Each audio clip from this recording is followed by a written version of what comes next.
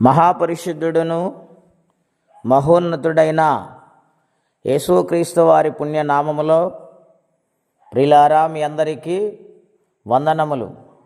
దేవుని వాక్యము ధ్యానందాము.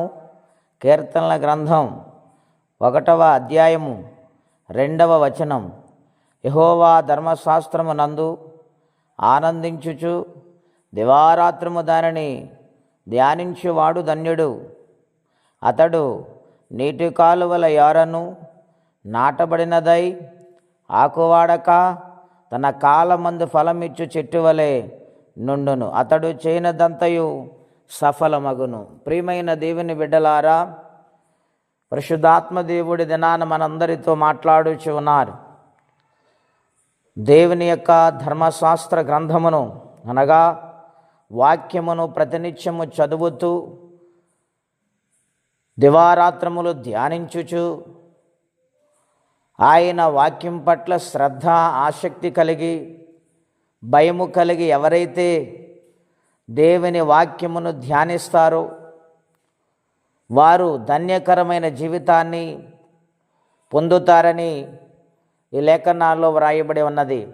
గనుక వాక్యమును ధ్యానించేవారిగా, వాక్యమును చదివేవారిగా, వాక్యముకు లోబడి జీవించేవారిగా ప్రతి ఒక్కరూ ఉండాలని ప్రభు పేరిట మనవి చేయుచు ఉన్నాను. రెండవదిగా, ఆ విధమైన జీవితాన్ని జీవిస్తే నీటి కాలువల యార నాటబడినది ఆకువాడని చెట్టు వలె దేవుడు ప్రతినిత్యం ఈ నూతన సంవత్సరములు ఆశీర్వదిస్తారని వాగ్దానము చేస్తున్నారు. ఆయా కాలములందు ఫలమిచ్చు చెట్టు వలె దేవుడు ఉంచుతానని వాగ్దానము చేస్తూ ఉన్నారు. గనుక దేవుని వాక్యం పట్ల అశ్రద్ధను విడిచిపెట్టి శ్రద్ధను కలిగి లోబడి చదివి ధ్యానించే వారిగా ఉండాలని ప్రభు పేరిట మనవి చేయుచున్న ప్రియమైన దేవుని బిడ్డలారా, వారి జీవితాలు ఇంకేమేలు జరుగుద్దంటే అతడు చేయనదంతయు సఫలమగును.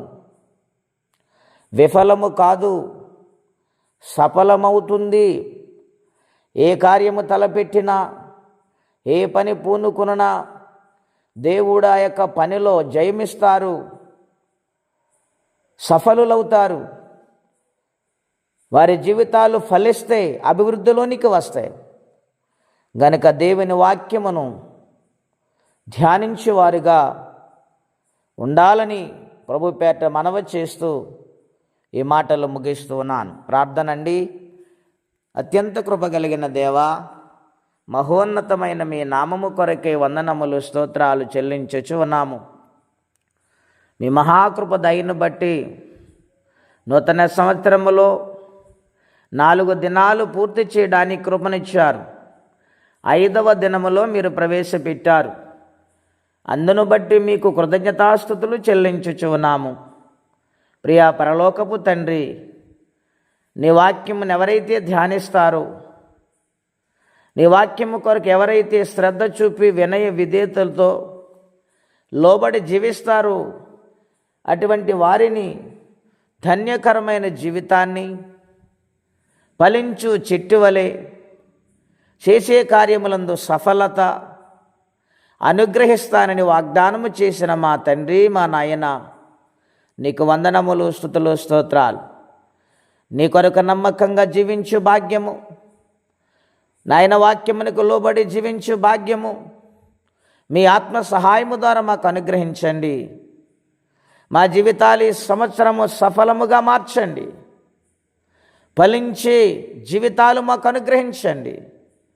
నీ సన్నిధులు అంటూ కట్టబడి వృద్ధిలోనికి వచ్చినట్లుగా మీ ఆత్మ సహాయముని, మీ కృపా సహాయమునిచ్చి మహిమ పొందండి. రక్షణ లేని వారికి రక్షణ అనుగ్రహించండి.